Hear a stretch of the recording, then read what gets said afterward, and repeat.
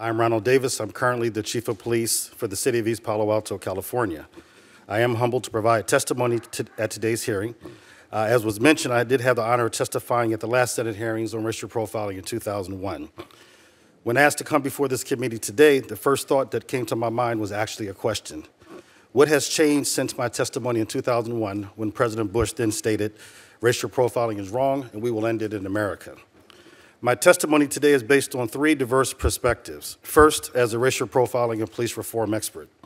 Second, as a police executive with over 27 years experience, working in two of the greatest and most diverse communities in the nation, Oakland and East Palo Alto. And third, as a black man and a father of a teenage boy of color. First, from my perspective as an expert, I think it is fair to say that law enforcement has made progress, albeit limited, in addressing the issue of racial profiling and bias-based policing.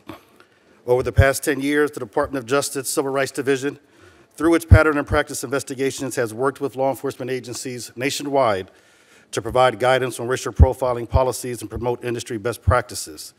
Most recently, the COPS Office, in partnership with the National Network for Safe Communities, is working on issues of racial reconciliation in communities to further strengthen these relationships and reduce crime and violence in those communities.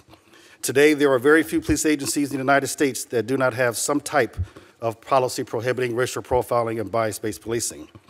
This progress, however, is seriously undermined by two focal points.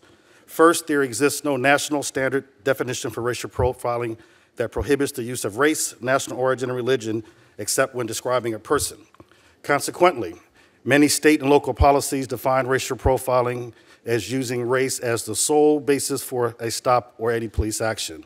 Unfortunately, this policy is misleading in that it suggests using race as a factor for anything other than the description is justified, which it is not.